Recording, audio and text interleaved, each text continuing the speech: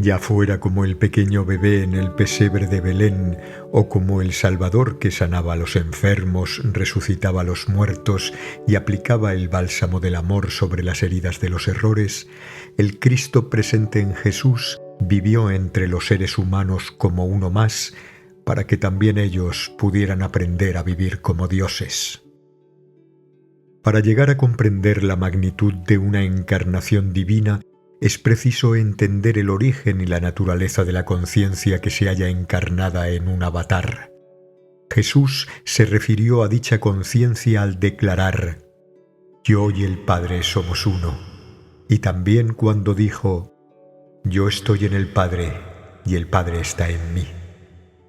Aquellos que unen su conciencia a Dios conocen tanto la naturaleza trascendente del espíritu como su naturaleza inmanente, que es la singularidad de la siempre existente, siempre consciente y eternamente renovada dicha del absoluto no creado, así como también la miríada de manifestaciones de su ser en la infinitud de formas en las cuales él se diversifica para dar lugar al variado panorama de la creación.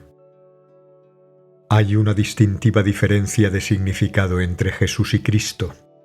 Jesús fue el nombre que recibió al nacer, en tanto que Cristo era su título honorífico.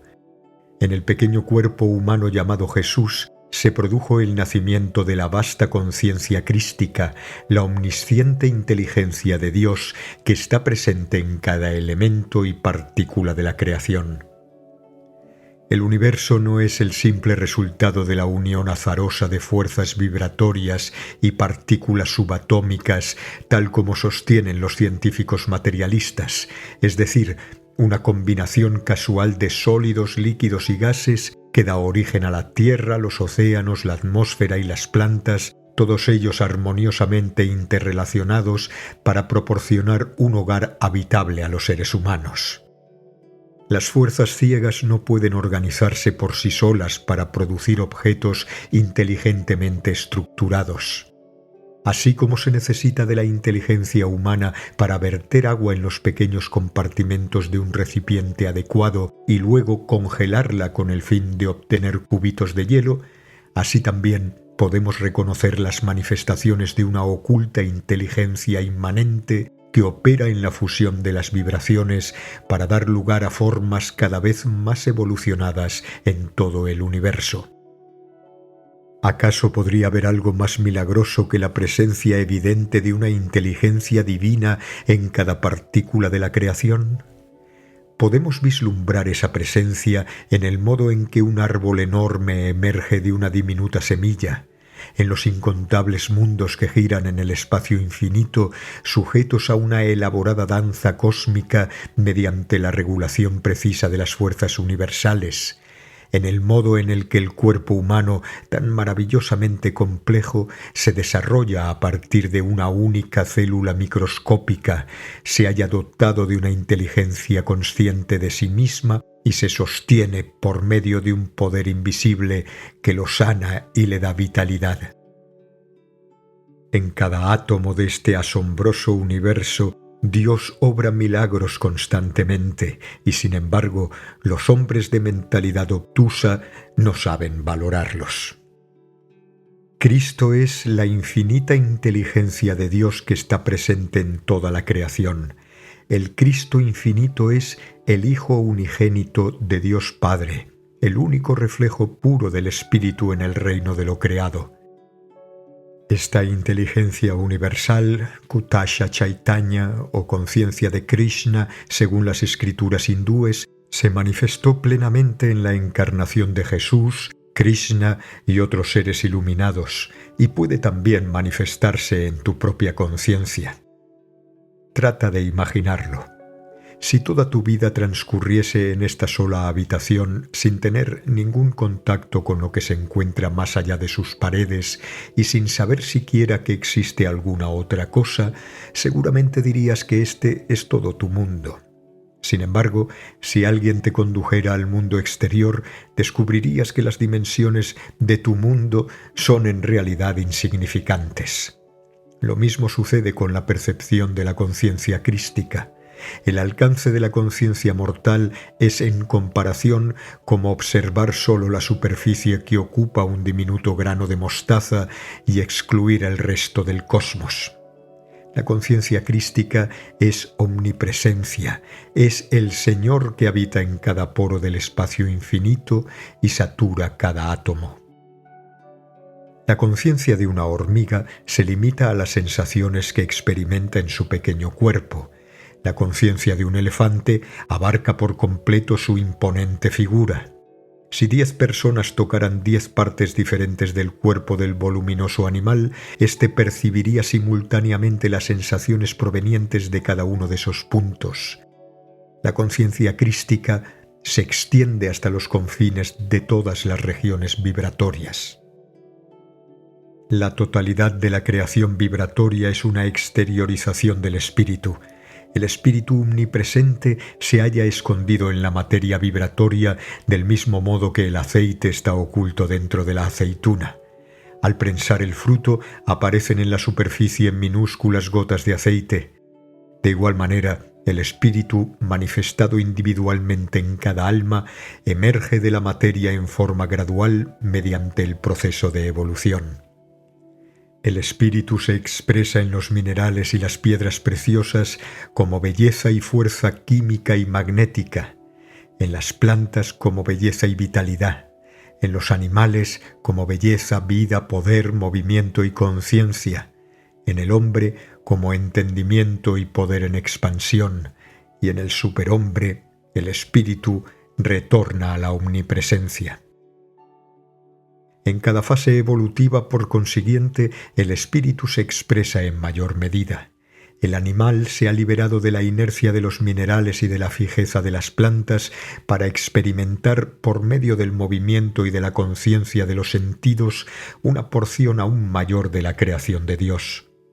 El hombre, gracias a su capacidad de autoconciencia, puede además comprender los pensamientos de sus semejantes y proyectar la mente sensorial, al menos mediante el poder de la imaginación, hacia el espacio tachonado de estrellas.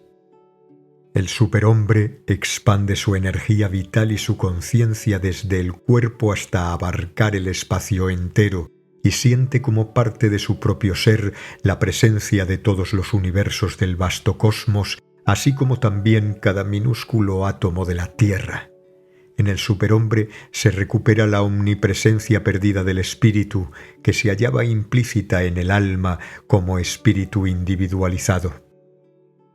La conciencia de Jesús traspasó los límites de su cuerpo hasta abarcar toda la creación finita que se encuentra en la región vibratoria de lo manifestado. La esfera de tiempo y espacio que incluye los universos planetarios, las estrellas, la Vía Láctea y la familia de nuestro pequeño sistema solar, del cual forma parte la Tierra, donde el cuerpo de Jesús era tan solo una partícula. Jesús el hombre, un diminuto punto sobre la Tierra, se convirtió en Jesús el Cristo, cuya conciencia, unida a la conciencia crística, era omnipresente. La tarea de Dios en la creación es hacer regresar a todos los seres a la unidad consciente con Él mismo mediante los dictados evolutivos de la inteligencia crística. Cuando el sufrimiento se extiende sobre la tierra, Dios responde al llamado del alma de sus devotos y envía a un Hijo Divino para que, por medio de su ejemplar vida espiritual en la que se manifiesta plenamente la conciencia crística, pueda enseñar a los seres humanos a cooperar con la obra de salvación de Dios en sus propias vidas. Fue a esa conciencia infinita, saturada del amor y la dicha de Dios, a la que se refirió San Juan cuando dijo: «Pero a todos los que la recibieron», refiriéndose a la conciencia crística, les dio poder de hacerse hijos de Dios. Así pues, de acuerdo con las enseñanzas mismas de Jesús tal como fueron registradas por Juan, el más avanzado de sus apóstoles, todas las almas que alcanzan la unión con la conciencia crística mediante la intuitiva realización del ser, merecen con justicia ser llamados hijos de Dios. Recibir a Cristo no es un logro que se pueda conseguir por el simple hecho de pertenecer a una congregación religiosa o por medio del ritual externo de aceptar a Jesús como nuestro Salvador, pero sin llegar jamás a conocerle en verdad mediante el contacto con Él en la meditación. Conocer a Cristo significa cerrar los ojos, expandir la conciencia y hacer tan profunda nuestra concentración que a través de la luz interior de la intuición del alma participemos de la misma conciencia que Jesús poseía. San Juan y otros discípulos avanzados que realmente la recibieron percibían a Jesús como la conciencia crística que está presente en cada partícula del espacio. Un verdadero cristiano, un ser crístico, es aquel que libera su alma de la conciencia del cuerpo y la unifica con la inteligencia crística que satura la creación entera. Una copa pequeña no puede contener en su interior el océano. Del mismo modo, la copa de la conciencia humana, al hallarse limitada por la mediación física y mental de las percepciones materiales, no se encuentra en condiciones de captar la conciencia crística universal, por muy deseosa que esté de hacerlo. Mediante el uso de la precisa ciencia de la meditación, conocida durante milenios por los sabios y yogis de la India y también por Jesús, todo buscador de Dios puede expandir la capacidad de su conciencia hasta hacerla omnisciente y recibir dentro de sí la inteligencia universal de Dios. El divino poder de la realización crística es una experiencia interior que pueden recibir quienes sienten devoción pura por Dios y por su inmaculado reflejo como Cristo. El poder de las iglesias y templos se desvanecerá. La espiritualidad verdadera ha de surgir de los templos de las grandes almas que día y noche permanecen en el éxtasis de Dios. En la India he conocido almas así, cuya gloria sobrepasa la de todos los edificios religiosos juntos. Recuerda que Cristo busca los templos de las almas sinceras. Él ama el silencioso altar de la devoción erigido en tu corazón, donde moras con Él en un santuario iluminado por la luz perpetuamente encendida de tu amor. Aquellos que meditan con devoción recibirán a Cristo en el altar de calma de su propia conciencia. Al titular esta obra The Second Coming of Christ, la segunda venida de Cristo, no me refiero en forma literal al retorno de Jesús a la tierra. Jesús vino hace 2000 años y después de revelarnos un sendero universal hacia el reino de Dios, fue crucificado y resucitó. Su reaparición ante las masas en la actualidad no es necesaria para que se dé cumplimiento a sus enseñanzas. Lo que verdaderamente se requiere es que la sabiduría cósmica y la percepción divina presentes en Jesús hablen de nuevo a cada persona a través de su propio entendimiento y experiencia de la infinita conciencia crística encarnada en Jesús. Esa será realmente su segunda venida. Los auténticos seguidores de Cristo son aquellos que, a través de la meditación y del éxtasis, aceptan en su propia conciencia la cósmica y omnipresente sabiduría de Jesucristo y su bienaventuranza. Los devotos que deseen ser verdaderos cristianos, seres crísticos, antes que meros miembros de la feligresía cristiana, deben conocer y sentir en todo momento y de manera real la presencia del Cristo omnipresente. Deben comulgar con Él en éxtasis y ser guiados por su infinita sabiduría. Estas enseñanzas han sido enviadas para explicar la verdad tal como Jesús quería que fuera conocida por el mundo. No tienen el propósito de iniciar un nuevo cristianismo, sino el de dar a conocer lo que Cristo realmente enseñó, es decir, cómo llegar a ser un Cristo, cómo hacer resucitar al Cristo eterno en el interior de nuestro propio ser.